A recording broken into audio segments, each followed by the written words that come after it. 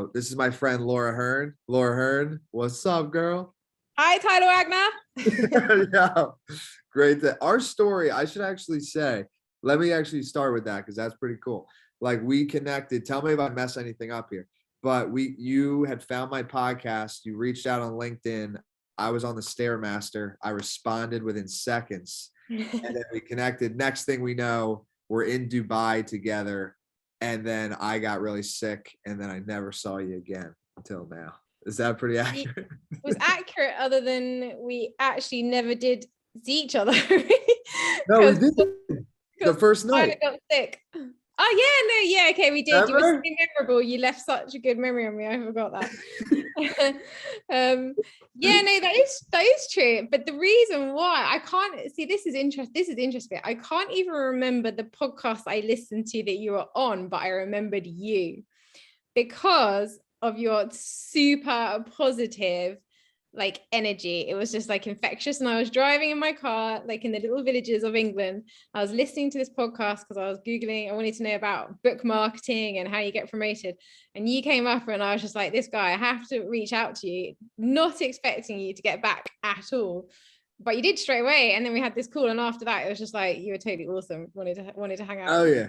And now we're like, there's so many other things we're doing together now, but yeah. I'm glad you reached out, and I'm glad I was on the Stairmaster at that time. Because yeah, my phone was like right in front of my face on the thing, and I was like, Laura Hearn, what's up? And then I responded. So LinkedIn, thank you. But yeah, so you now, well, I'll let you tell your own story, but like right now you're kind of like in a transitional time, or like what are you working on right now? And like any questions I can answer, I'm happy to answer. Okay.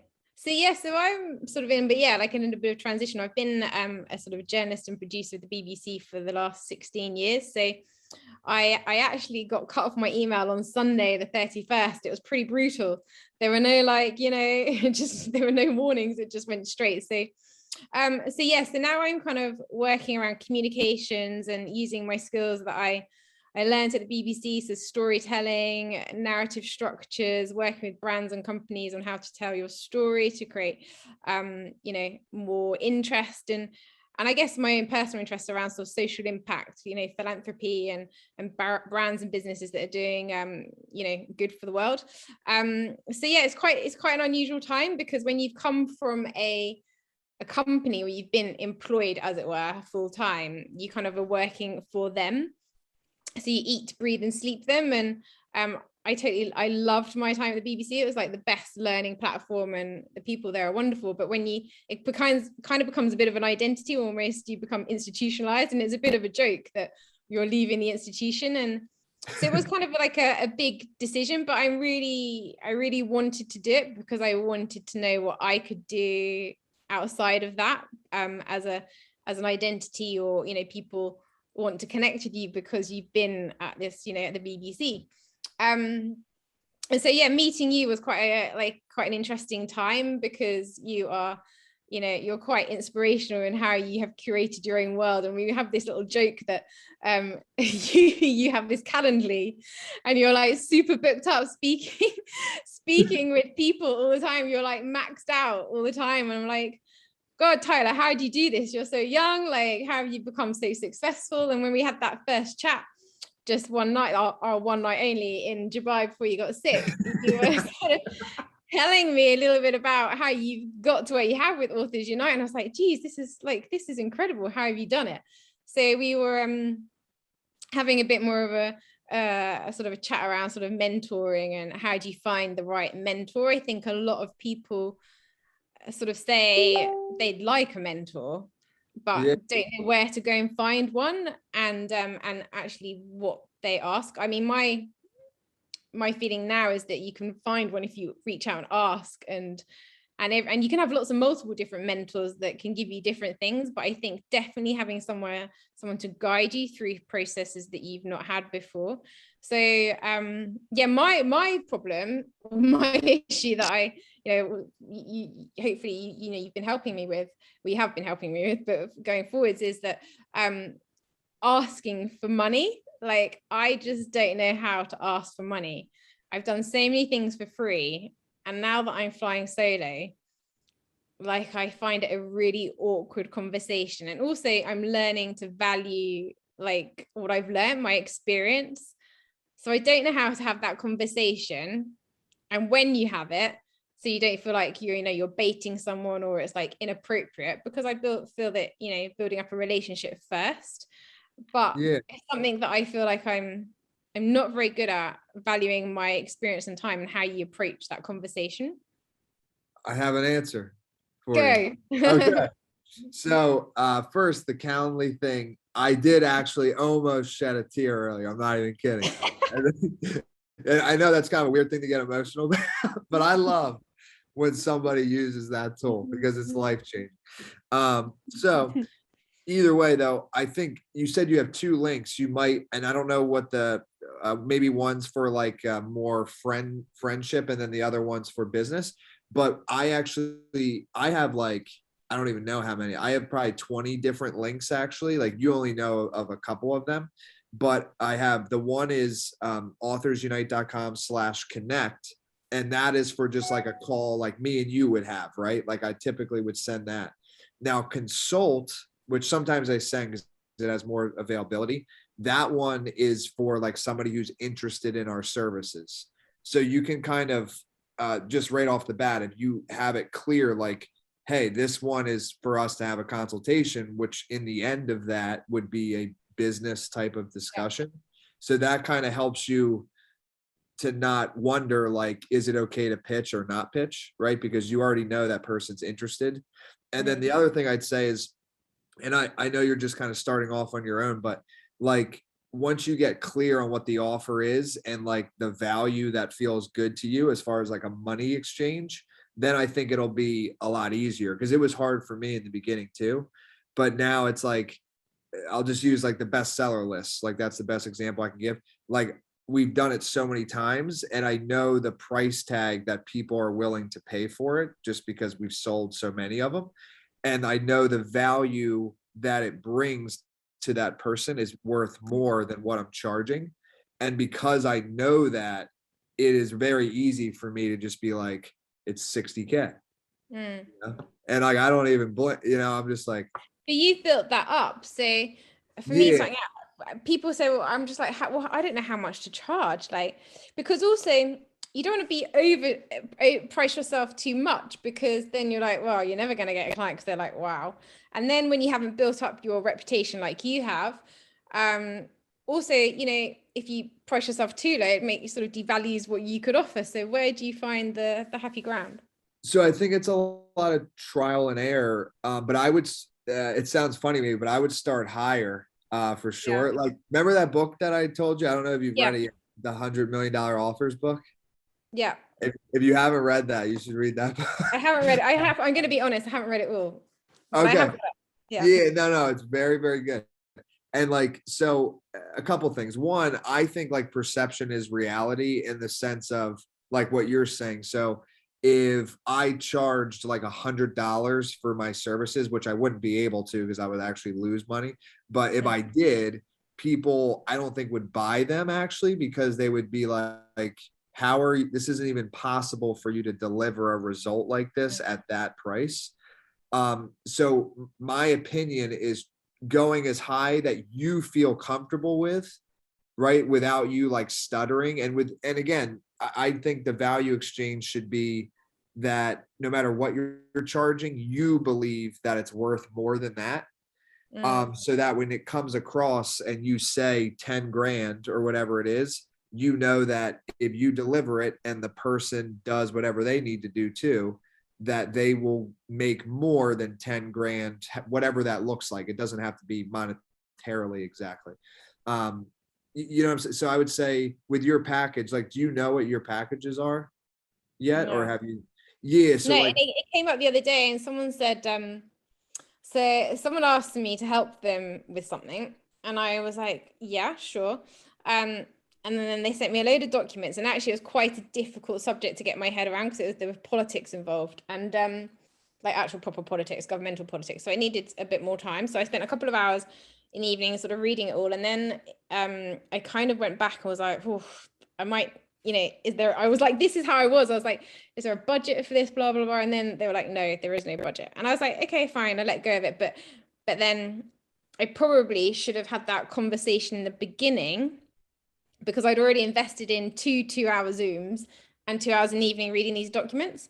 So do you think that it's best to have a conversation up beforehand, and how would you approach that? What sort of? Yeah, I would. So, and that's why I think we get along. Like, we're very similar in that way. I don't know if you know this or if I told you, but whenever I say when I was younger, people are always like, dude, you're young. So I'm aware. You're younger than I am, so it's okay.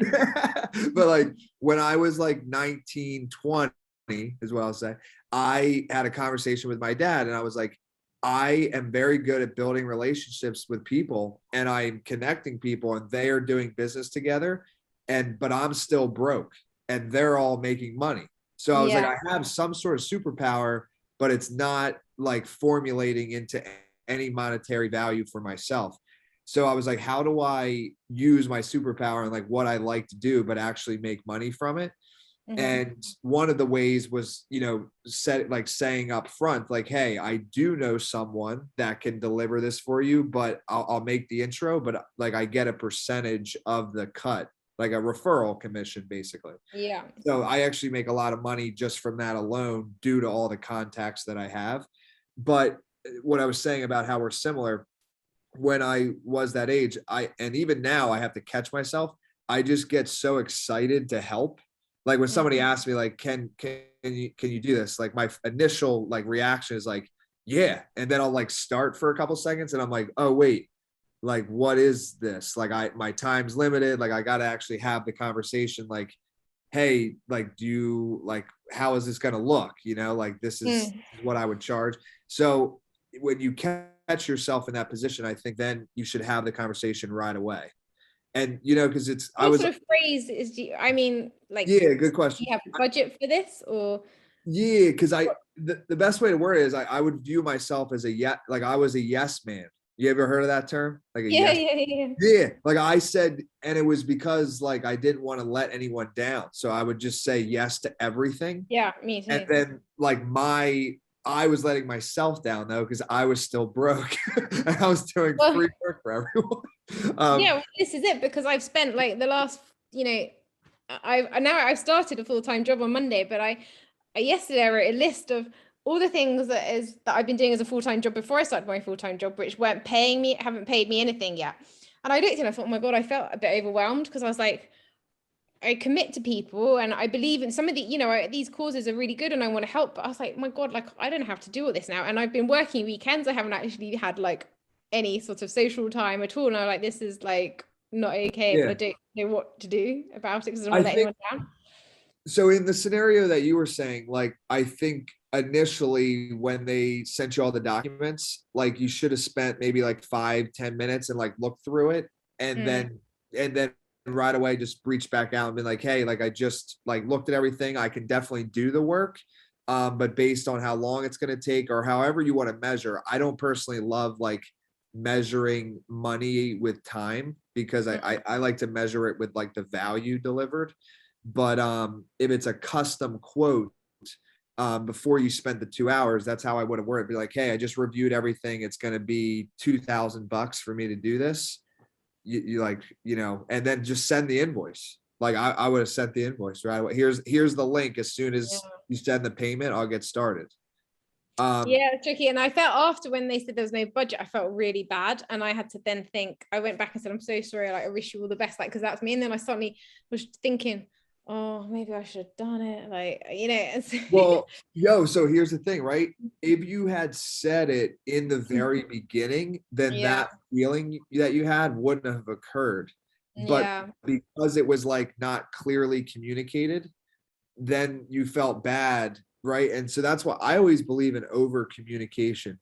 Yeah, for a communications expert, it was poorly communicated. No, but it's fine because it's kind of it is personal, trust me, I get it. Like I know when it felt weird. Like I forget how I think I charged like $3,000 when I started out to like consult people on books. Like I used to do it that way. And I was like 20, I was like, it's 3K. Thanks so much. Yeah. I'm grateful for $50 in my account. Yeah. Yeah. I was like, my rent at the time was $400 a month. I was living in like Iowa. So it was like one client and I was like good for the whole year of rent pretty much. So like, but I think it's at least for like once that first client like paid the 3K or whatever it was, could have been 2,500, 3K. And then I was just like, oh, okay, like this works. And like the value is there. And then it I guess just it's a got confidence thing. You build up like confidence around exactly. your worth. Yeah. Yeah. And then it starts to become, and I'm not saying I'm like all the way, but it starts to become in a way of like they're seeking you instead of you seeking them. And when you're in that position, and obviously, you know, I only have one day available on my calendar, Yeah, but I like, know. Then we know this. And actually, you extended it to today. I was like flabbergasted when you said, "Oh, we can speak on a Thursday." I was like, "What?" Yeah, it's getting weird over here. I know. There's something in the water here or something. But yeah, I think it is a comfort thing. Like the more you do it, but I think next time, like I would do it initially, even if it feels awkward. You know, to Yeah. Jordan Peterson, you know who that is? Jordan Yeah, Peterson? yeah. Yeah. So one thing he says, and for people listening, like don't quote me exactly on this, but he's like, you don't want to avoid conflict. And that's kind of what it like I do it all the time. But it's like if you avoid something in the short term to just like whatever that little conflict was, in the long term, if you bury it, it becomes like so much worse. You Yeah. know? So for your I'm next really good at that in my personal life now. Like oh yeah. I had to Okay. do that around my own personal life to like speak my emotions and feelings. But yeah, when it comes to sort of my professional world, and maybe that's because I'm leaving, you know, a company where I've always been on a salary and now I've got to like judge my own worth, I suppose. Yeah. So do you also, a good question. So do you would you say like have a fee per hour or a flat day rate? I would so this is what I would do. Project. I like results based stuff. So like I know okay, so I think there's two different ways. So for us, a lot of the stuff we offer, right? It's like a guaranteed result, which I'm aware in like media and stuff. A lot of times you're not able to like offer that, but you can offer certain things, meaning like I guarantee to pitch you to 100 different stations a month or whatever that looks like. And then you can prove to them that you're doing that and you have the BBC background. So like if I was your customer, instead of you telling me like, hey, I'm going to work like 10 hours a month on this, so I'm going to charge you $2,000 a month, I'd rather know not the hours you're going to work, but the value you're going to give me, which is like your 15 years of expertise plus how many reach outs you're going to do. And then not that you can guarantee it, but like if you, for every 100 reach outs on average, I'll get 10 interviews, let's say. Maybe that's high or low. I have no idea. But if it was like that, then I think the person is like, okay, makes sense. So I can expect 10 interviews a month. Here's the $2,000, you know, like, or whatever the charge is, you know? I guess that's because there's so many different things I do, you know, if someone wanted me to write like a profile piece for them or to help them with their social, you know, their brand identity or their, you know, I guess there's some perhaps presentation skills. How do you communicate with journalists? How do you present yourself to the media? I suppose there's lots of different things I do. So would I value them all differently? I think so. So the profile, that stuff's a little easier, I think. So like the profile piece, you're saying like it's just like 1,000, 2,000 word article. Yeah, I've got someone who wants me to write a profile piece and send it to a few publications for them. Yeah. Oh yeah. So that is result based, right? So I wouldn't measure that by time at all. I would measure that. I was like, okay, so you got 15 years of experience, BBC. Like it is more valuable for you to do it than somebody who's like 20 years old, who's like a freelance writer. Yeah. Obviously. So it's like, you shouldn't charge that hourly. I'd be like, I don't know what you should charge. I don't know that industry that well, but like maybe it is $5,000 feels good to me. Like that feels good, you know, like, and if it hits one of them, that's huge. Like if they accept the piece and they publish it, you know, that Yeah, would, I mean, yeah, next week I am going to London to do like on an on-stage presentation. I'm delivering like a keynote to a conference around communications. I am being paid for that, but it's probably nowhere near to what you would say. well, like, so if you were to write 1,000-word art, like a profile piece on someone, like how much time, let's just look at the time just to see, like time, effort, like how much would that take you, and like energy? Yeah, it will. Yeah, got it. I'm actually going to start working this on Saturday because I want to make sure that I write a piece that no one else is going to write, and I would bespoke it probably to each publication. So I've already outlined, I've already identified 10 key publications that they should get featured in, and reached out to some of them. So I'm going to write maybe like 1,000-word piece about this person and pitch it to them. So yeah, it's probably maybe 3 days work, good 3 solid days work. 3 days work. All right. That's a lot of days, I think, you know? So like, the other way to look at it, I haven't thought about it this way, but like to reverse engineer it for you. So I think it's clear the value for the client, but it's like, what would you want 3 days to be worth, right? Like, do you want to do 10K? Like, I'm thinking like your own payment, right? So like, would you feel good with 10 grand a month? If so, I'm bad at math, then I think 3 days would be around $1,000 is what. Yeah, I guess also someone said to me, but it's what the market is willing to pay, and some markets are more willing to pay. So yeah, no, I agree. I think it is a, I mean, there's a lot of different ways to choose it. What I would want though is that you to feel good about it. For like, yeah, okay. so whether that's, it has to be good for the client, obviously, but then secondary, like, and maybe not secondary, maybe equally, it has to feel good to you, right? So it's like, yeah, if 3 days of full work, $1,000, if that's like, if you're like, yo, that's like feels good to me, then okay, so that's good for you. And then if you, I don't like comparing prices with other, maybe that's, No, because we all have our own experiences. I mean, do you ever negotiate? I used to, not anymore. You don't need to Yeah, anymore. I know. And I'm really trying to put myself back. Like I definitely used to, right? Like in the beginning when I was saying the 3,000, like if somebody would have offered me 2,000, I would have been like, yeah, like 100%. So, but yeah, it's not bad to look at the marketplace, but I wouldn't like the idea. And actually in the book, the $100 million offers, I believe he talks about this. What a lot of people do is they'll look at the marketplace and be like, okay, all these people are charging this. I'm going to charge $500 less than all of them. Yeah. And then it's like a race to the bottom. Whereas what I would prefer you did is look at the marketplace and then see how you can make your offer better than all of theirs and charge 10 times more because it's 10 times better. Yeah. Right. Okay. So you're not just writing 1,000-word article. Like you have 15 years of BBC experience. You got 10 people you're going to pitch that to, like all that kind of stacks on top of each other. But also I take the time. So when I did an interview 2 weeks ago, I went to London and interviewed like a celebrity footballer. I mean, I actually had a call today from the company who said, like, just want to let you know your content's being used everywhere because it was really good. But the thing that was so important to me was the actual interviewee, the guest, came up to me afterwards and said, thank you so much for such a meaningful conversation. You asked me 2 questions no one's ever asked me before.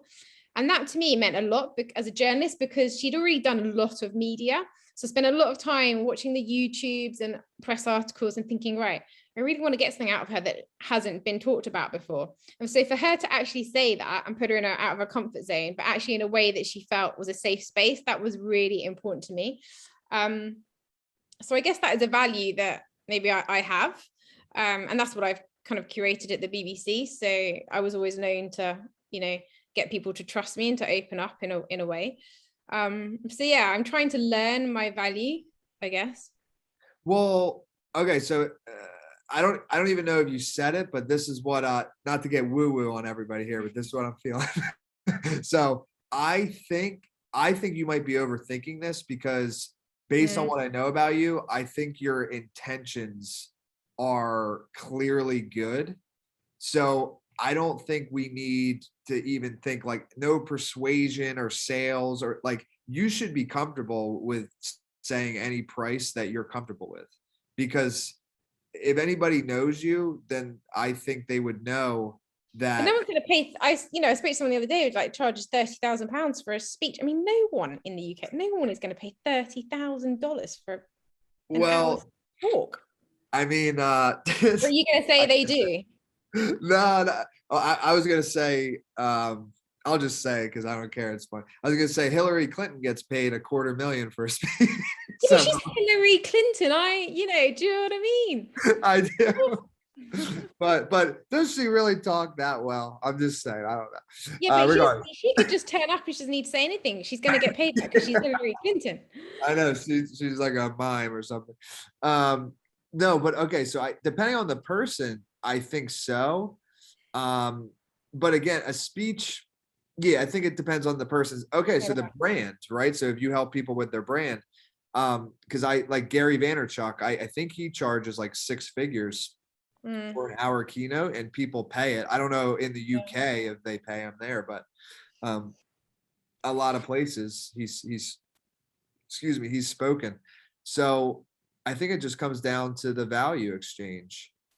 But if a person has millions of followers and they're engaged, then you can charge that, because then obviously the conference gets a lot of value out of that too from that person promoting. Even though a lot of followers are bots these days. Oh yeah. That's interesting. I'd like to ask you, as a publisher, like because I was doing some work around books, they were like, with the BBC, I often spoke to a lot of publishers who are pitching books to me, and they say, this person's got this platform, and then I'd go onto their Instagram and be like, look down and be like, bot. I mean, anyone can buy 10,000 followers. It's like, as a publisher of authors, how do you navigate that? You know what's crazy about that? So I have a friend here, and this is where I feel old sometimes. I have a friend here, she's 25. And she was showing me this person's Instagram. So for me, I can tell when somebody has bots just from the obvious, right? So if somebody has 100,000 followers and their post gets like 20 likes. Okay.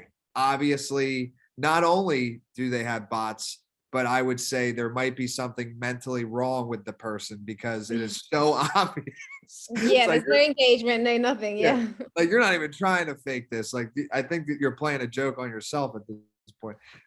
Okay, so that's that. But then you can actually look they show you like data like on the back end. Have you ever seen that on Instagram? Yeah, there's a couple of programs you can download to see. Okay. See, I didn't even know about this. So she was showing me, like, we were going through like people's Instagrams that have like hundreds of thousands of followers, and she was showing me the data behind it. It's because you can buy likes too, actually. I don't know. Yeah, you can buy everything. You can buy video views, likes, comments, and all this, but you can actually see like where those likes are coming from, and like just like the time, almost I think you can see even the timing of the likes, because one way you can tell too if somebody's faking it is they post a picture, it gets like 5 likes, and then you wait an hour or two, and then it jumps like right away to like 20, and that's because the bots or whatever, they kick in a little. Kicking in, So there's ways to always know. So anybody listening, I advise. It's funny. So I got like 13,000 followers or something on my Instagram. There's this thing I tell people. All bots. All bots. No. I will actually say I did hire a company like years ago, and what they did is they would like follow, unfollow, and like that definitely got me some followers. Yeah, that's different. That's very different. There are lots of different things you can do, but I didn't even like that either, though, because what I had realized, that's why I stopped using them, is because I was just like, okay, I'm getting some followers, but they're not necessarily following me for the right reason. Like they're following me because they thought I followed them, and then a day later I unfollowed.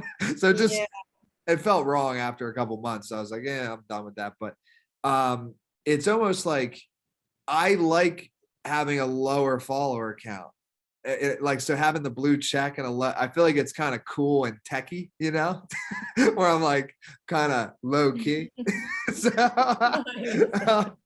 But like, yeah, I don't know. I just think build it up right, because the people that can tell that it's like BS, you don't want those people to think you're BS, like, Yeah.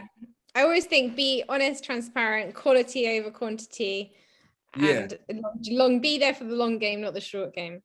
Oh, 100%. Because all it takes is one, like, how would they say? Like, I feel like the crowd at the top is very close knit. So all it takes is one person to Yeah. recognize, and that word can spread so quickly. So it's like, I'd rather have 100 followers and it be real than 100,000 and it be fake, because I mean, word will get around quickly. So, Yeah. yeah, I don't know. So tell me about, did you have a mentor?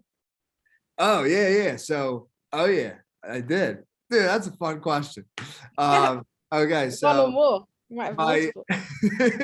my first mentor was from afar, but it was Tim Ferriss, 4 Hour Work Week. Yeah. I kind of view like authors, books that I read as mentors, but from afar.